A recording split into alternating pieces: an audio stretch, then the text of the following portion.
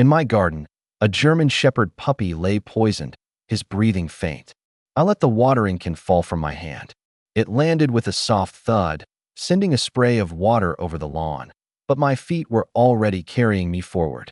The puppy was huddled beneath the rose bush, with dried foam crusted around his muzzle and his eyes glazed over with terror. His chest rose and fell, but just barely. He couldn't have been more than 6 months old, with a deep black and tan coat and paws that seemed comically oversized for his frame. Someone had abandoned him here. Someone had made an attempt on his life. The Texas sun was already climbing, bathing everything in a warm, golden glow. Only an hour before, it had been a tranquil Saturday morning in my Austin backyard. I had enjoyed my coffee, pulled some weeds, and pruned the lavender. It was normal, serene, secure. And then this. I knelt beside him, my heart hammering in my chest. "Hey, buddy. Stay with me, please." His body gave a slight twitch, a minimal reaction, but it was enough. He was still alive. I gathered him into my arms. He felt heavier than his appearance suggested, a dense weight of bone, terror, and quiet suffering. His head lolled against my shoulder. I could feel the tacky dampness from his mouth and the rapid beat of his heart against my own.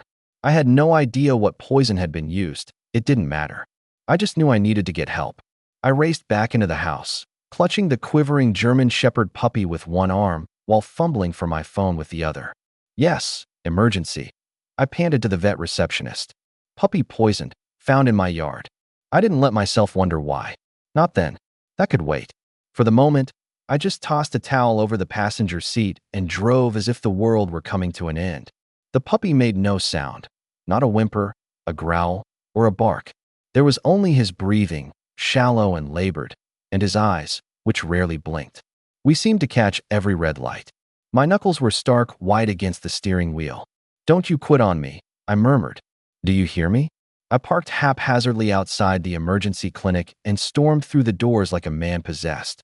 A technician hurried toward me. "Poisoned." I could only nod. They whisked him away without another word, leaving me alone in the fluorescent-lit silence of the waiting area, my hands trembling, my shirt stained, and my heart racing. Why would anyone inflict this on a German Shepherd puppy? Why in my garden? Why this day? They told me he might have an hour, perhaps less. The vet's tone was composed, almost too composed, as if she had spoken this very sentence 100 times. "It appears to be rodenticide," she explained. "Likely ingested sometime last night. There's internal bleeding, but he's young and strong. We'll do everything we can." I sat there in a numb daze, looking through the glass window into the treatment area. They had connected the German Shepherd puppy to an 4-drip and placed a tiny oxygen mask over his muzzle. His body seemed so small beneath all the medical equipment.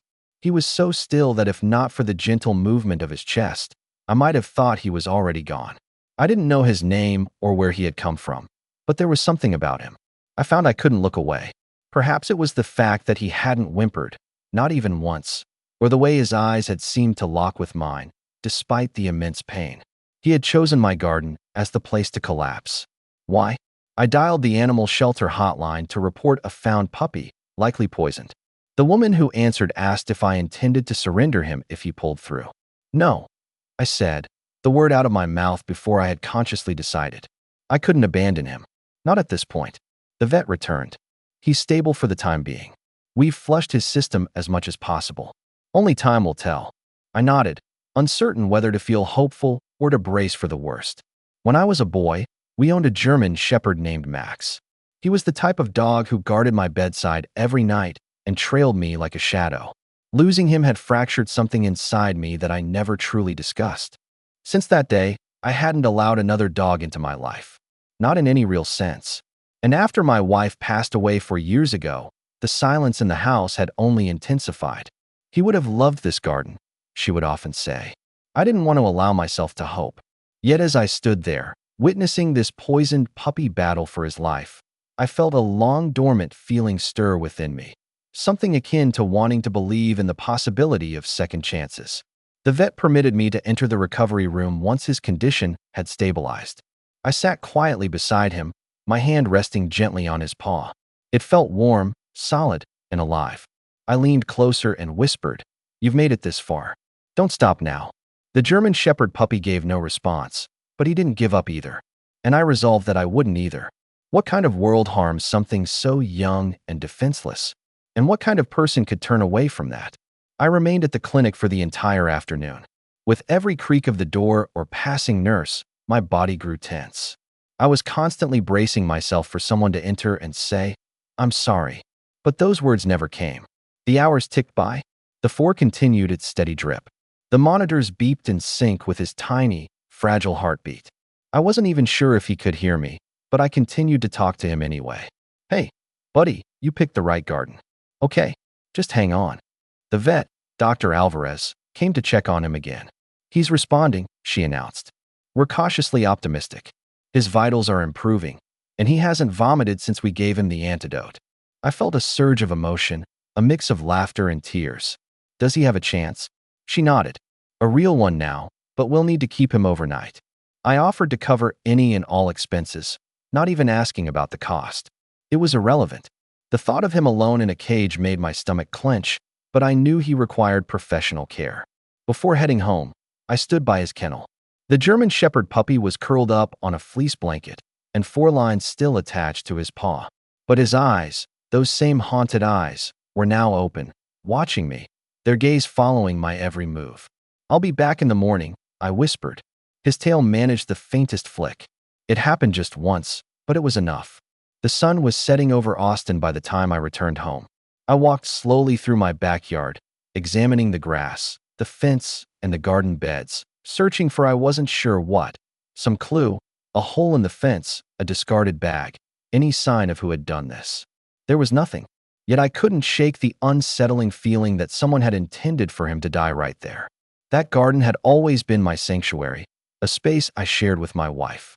We planted every tree in it together. We built that swing set for a child we never had. Now it felt tainted. Wrong. Sleep was elusive that night. I kept replaying the images in my mind. The foam on his lips, his slow blinks, the way his body had folded into my arms, and how he had not resisted being saved.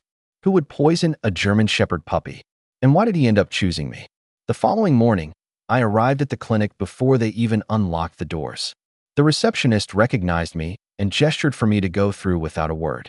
I walked quickly, almost running, toward the recovery area. I didn't know what to expect. More tubes, a still figure under blankets, or perhaps an empty kennel. But as I rounded the corner, I saw him sitting up. He was weak and trembling, but he was upright. His head wobbled a bit as he noticed me. And then, his tail began to move. A few clumsy thumps against the towel beneath him, as if he were unsure whether to be happy or afraid. I knelt down next to the crate. "Hey there, warrior." The German Shepherd puppy blinked, slowly and with purpose. He stretched one paw toward the edge of the kennel, stopping just short of the metal bars. I slid my fingers through the opening, and he gently placed his paw on top of mine. It was in that moment I knew I could never let him go. Dr. Alvarez entered, a smile on her face. "He's stronger than we expected. He held on through the night. You gave him a chance he likely wouldn't have had otherwise. Can I take him home?" I asked, the question surprising even myself. She paused. "He's not completely out of the woods, but with the correct medication and constant monitoring, yes. He would probably heal better somewhere quiet." I looked at her. There's no place quieter than my garden. They provided me with instructions, syringes, pills, a diet of bland food, and an emergency contact number. I barely registered any of it. My attention was entirely on him, on this small life that had, for some reason, chosen me. He settled into the blanket on the front seat during the drive, his head tucked near the emergency brake. I periodically reached over to touch his back gently, just to reassure myself that he was still there, still breathing. Back at my house, I carried him inside as if he were made of glass. I laid him in the living room on an old quilt from the closet, set out a water bowl and a heating pad, and even lit a candle on the mantelpiece, my wife's favorite scent. It felt right that she be a part of this. I sat with him for hours. There was no TV, no music, only the sound of the wind in the trees and his soft, shallow breaths. At one point, I drifted off to sleep. When I awoke, he was watching me. Then, without any warning, he shifted, crawling an inch closer to rest his chin on my leg. I didn't move. I couldn't. A lump formed in my throat. My chest felt heavy, but in a way I hadn't experienced in years. He didn't know me. He had no logical reason to trust me, and yet he did. This German Shepherd puppy had been poisoned, abandoned, and left for dead, and now he was here, resting on my leg as if he had always been a part of my life. I named him Max. The name emerged quietly and with certainty, as though it had been his all along. The instant I spoke it, his ears twitched, and his eyes flickered up to meet mine. It might have been a coincidence, or perhaps he remembered something, some version of love from his past. Regardless, the name stuck. The first day at home passed slowly. Max moved very little, only shifting to take a few sips of water when I held the bowl to his mouth. He refused to eat. I crushed the pills from the vet into warm broth and used a syringe to gently administer it. He didn't struggle, just observed me with his deep, weary eyes. Every couple of hours, I would carry him out to the garden, cradled in a blanket like a newborn. He would lift his head slightly, sniff the air, and then let it drop again. I found myself talking to him about the weather, the plants, about anything and everything. I hadn't used my own voice so much in months. As evening approached, I brought him back inside and laid down on the floor next to him. He pressed his nose into my shirt and let out the softest of exhales, like a sigh of surrender. That night, I dreamed of my wife. She was in the garden, her hands covered in soil, smiling at me the way she used to when we planted tomatoes together. Max was sitting at her feet, his tail wagging, vibrant and alive. I woke up with tears in my eyes, and Max was curled tightly against my side. The next morning, he stood on his own. He was wobbly, his legs like sticks, but he stood. He took 3 shaky steps toward the water bowl and lapped at it while I watched in stunned silence. He looked up at me afterward, his tongue dripping, and for the first time, I saw something different in his eyes, something that looked like will. Later that day, he showed interest in a chew toy I had kept for years, one I couldn't bring myself to throw away after our last dog had passed. Max pawed at it, hesitated, and then gently took it in his mouth. My heart nearly broke. This German Shepherd puppy had survived being poisoned. He had returned from the brink of death, and now he was exploring toys. He was tentative and uncertain, but he was alive. He was choosing to live again, one small moment at a time. I didn't know what the coming days would hold, but for the first time in a very long while, I was looking forward to tomorrow. On the 3rd morning, he barked once. It was a soft, surprised sound, as if he hadn't expected it himself. I was in the kitchen preparing oatmeal when I heard it. I froze, spoon midair, and listened. Silence. Then I rounded the corner to find him sitting by the back door, ears pricked up, eyes wide. "Want to go out?" I asked softly. His tail wagged, slowly but with conviction. I opened the door, and he stepped outside under his own power, his first steps in the garden since the day I found him. The sun caught the bronze highlights in his black and tan fur, making him appear stronger than he had any right to be after his ordeal. He carefully explored the perimeter of the yard, nose to the ground, pausing near the rose bush where I had discovered him. He then turned and looked at me, as if he remembered. I sat on the bench under the oak tree and watched him, the same bench where my wife and I used to drink our coffee. For a brief moment, I saw her again, her legs curled up, laughing about squirrels stealing our tomatoes. Max limped over and rested his head on my knee. And just like that, the garden no longer felt broken. The remainder of the day was slow but marked by improvement. He ate more, with less coaxing. He took his medication without protest. He began to follow me from room to room, his tail in constant motion, as if to ensure I wouldn't vanish. I caught myself smiling at him without even noticing. Later that evening, I spread a blanket on the patio so we could sit outside together. The breeze was warm, and the cicadas had just begun their evening hum. Max curled up beside me, his head resting near my foot, his eyes half closed. I reached down and stroked his back. "You're safe now." His ears twitched. He didn't lift his head, but he also didn't flinch away. This German Shepherd puppy, who just days ago was dying under a bush, was now learning to rest, to trust, to simply be. And in some way, I was learning the same thing. That evening, Max didn't eat. He sniffed his bowl, took a single lick, and then backed away. His tail was low, and his eyes were restless. There was a change in his body language, less about pain and more about alertness, as if his focus had shifted from recovery to awareness. He kept glancing toward the fence. Initially, I dismissed it as a random sound, perhaps a squirrel or a passing car. But then I noticed it too. Something was off. The way the hedges moved on one side, the faint sound of metal scraping against wood. I stepped outside and scanned the backyard, but saw nothing out of the ordinary. Nevertheless, Max remained by the patio door, watching. I sat on the bench, pretending to be relaxed. Max stayed close to my side, his ears twitching with every slight rustle. The moment the breeze shifted, he stood up. He didn't bark or growl. He just stood, facing the far end of the fence, completely still. "You see something?" I asked. He didn't budge. A chill crept up my spine. I walked to the edge of the yard and inspected the lock on the back gate. It was securely latched. The fence itself appeared intact. No broken boards, no gaps underneath. But Max refused to take his eyes off that corner. That night, I double-checked every door and window before heading to bed. Max curled up at the foot of my bed, something he had never done before. I reached down to rub his ears, but he didn't relax.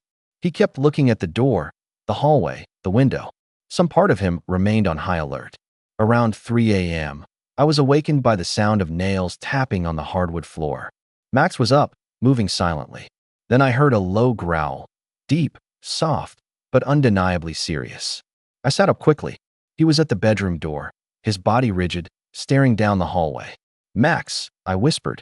He glanced at me for a split second, then let out another growl. I grabbed the flashlight from my nightstand and moved slowly down the hall, my heart pounding. Max stayed right beside me, not charging ahead but never retreating. The house was silent. There were no broken windows, no signs of a break-in, nothing. And yet, the air felt wrong, as if something had just slipped away, as if we had missed it by mere seconds. Back in bed, Max didn't lie down. He sat like a statue, watching the doorway until the sun came up. This German Shepherd puppy, who had barely survived just days ago, was now guarding the house as if he were born to do it. What had he heard that I hadn't? And why did he suddenly seem so certain someone would return? The next morning, I discovered muddy footprints by the fence. Not paw prints, but boot prints. Just 2 of them, but they were fresh. They were right where Max had been staring the night before. My stomach lurched.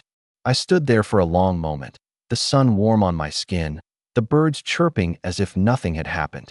But those prints were undeniable. Someone had been there, watching, standing, perhaps for longer than I realized. Max walked up beside me, his head low, his tail still.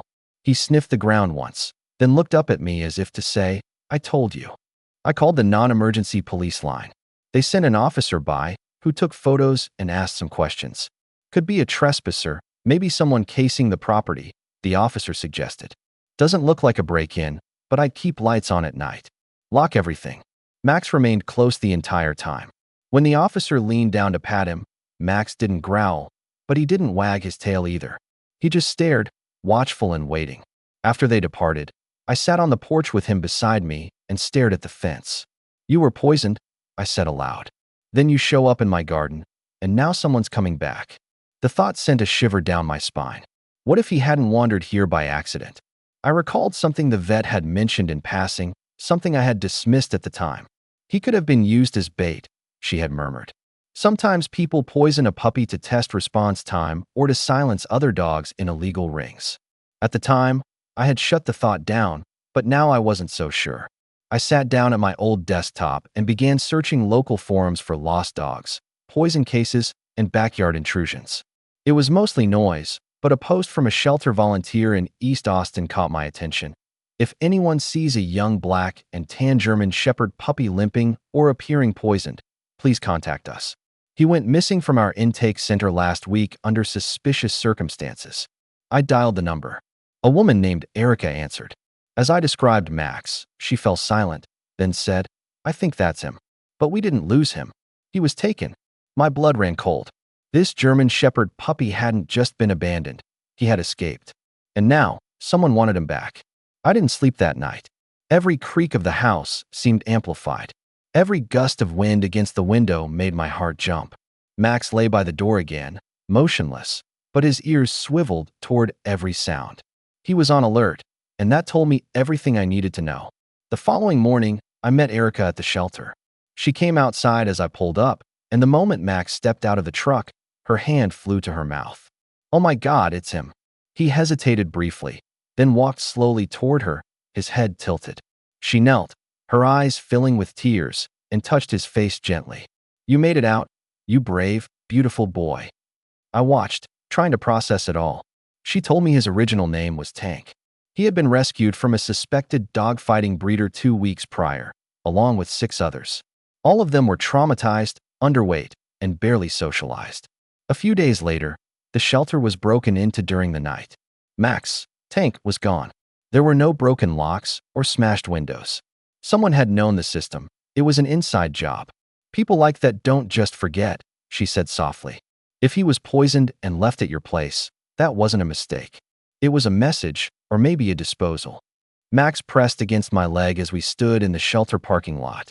I could feel the warmth of his body through my jeans, solid and real. He wasn't trembling anymore. He was observing the world like a soldier. I asked her what would happen if I didn't return him, if I just kept him. She looked at me for a long moment. "You saved his life. That has to count for something." She helped me file a formal adoption request, fast-tracking it due to the circumstances. By the afternoon, it was finalized. He was mine, legally and permanently. I bought him a new collar on the way home, a deep blue nylon one with a sturdy metal clasp. It felt symbolic, like a clean break from the life he had left behind. But as I clicked it around his neck, he turned and looked toward the garden gate. And then I saw it, just for a second, a shadow moving just beyond the fence. Max lunged forward with a bark that rattled the air, deep, full-throated, not a sound of panic, but of warning. By the time I reached the gate, no one was there. Only the gentle sway of the trees. But the footprints were fresh again. The same boots. Someone had come back. They weren't just watching anymore. They were waiting. For what, I didn't know. But this German Shepherd puppy had survived poison, abandonment, and betrayal. Whoever they were, they had no idea who they were coming for now. It happened just after midnight. The house was dark and still.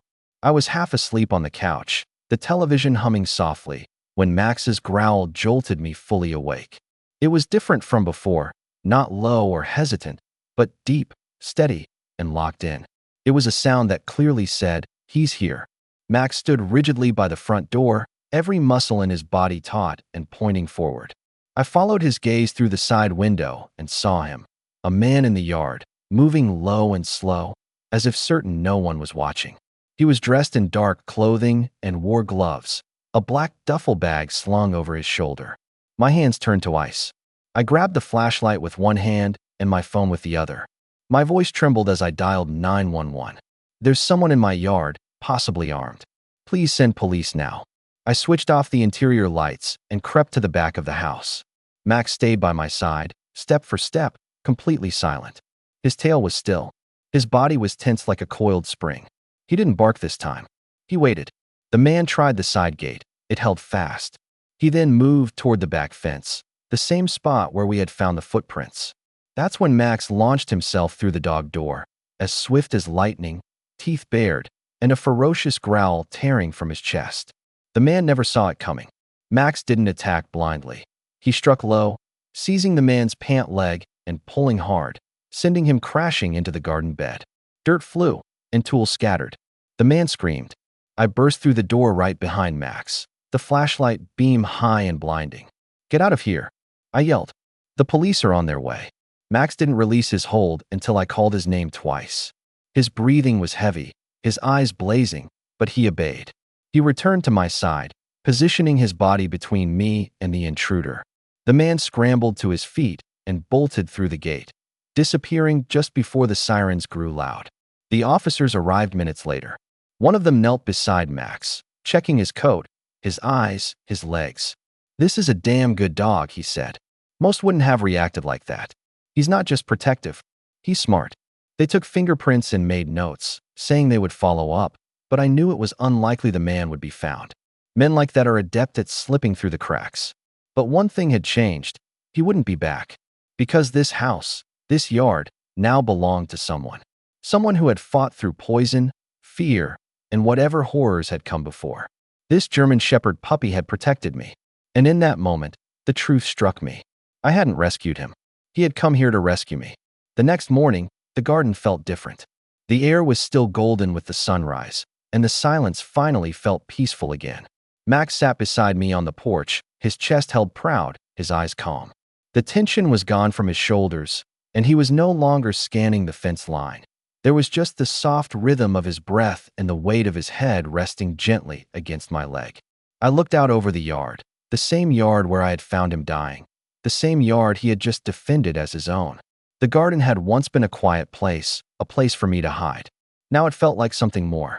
It felt alive. Max followed me inside without a sound. I prepared his breakfast, and he actually wagged his tail when he saw the bowl. He ate not just a few bites, but finished the entire meal, then looked up at me as if to say, "See? I told you I'd make it." I ran my hand over his back, feeling the strength beneath his fur. "You did, buddy. You really did." Later that day, we returned to the vet for a final checkup. Dr. Alvarez was astounded. "He's gained weight. His vitals are perfect. Honestly, I didn't think we'd see this kind of turnaround." She knelt down and looked Max in the eyes. "You're a fighter. A miracle." Back at home, I finally unpacked the old collar I had kept for years, the one that belonged to my wife's dog, the one we lost before she passed. I held it in my hands, my fingers brushing over the nameplate. Then, I gently placed it back in the drawer. Max didn't need to carry anyone else's past. He had earned his own name. That evening, I engraved his new tag, Max Protected. Loved. Home. We sat outside one last time before sunset, the garden painted in hues of amber and gold. He lay beside me on the patio stones, paws stretched forward, ears perked but relaxed. This German Shepherd puppy had walked into my life on the brink of death. Now, he owned the very ground he walked on. I leaned back in my chair, watching him as the sun dipped below the trees, and whispered, "Thank you for coming to my garden." He didn't look at me, but kept his eyes on the horizon, watching, guarding our home. This small dog's journey from abandonment to rehabilitation is a powerful testament to the significance of rescue efforts. Caring for a rescued animal is about more than just affection. It involves responsibility and dedicated care. Max didn't simply survive being poisoned. He overcame terror, betrayal, and the worst aspects of human nature. In return, he offered protection, loyalty, and something I hadn't realized was missing from my life, a sense of purpose. I had believed I was saving him, but what I didn't understand then was that he had come to save me. Every rescue represents an opportunity to rewrite a life, not only the animals, but ours as well. For every Max waiting in the shadows, there exists a chance for hope and for someone to extend their care.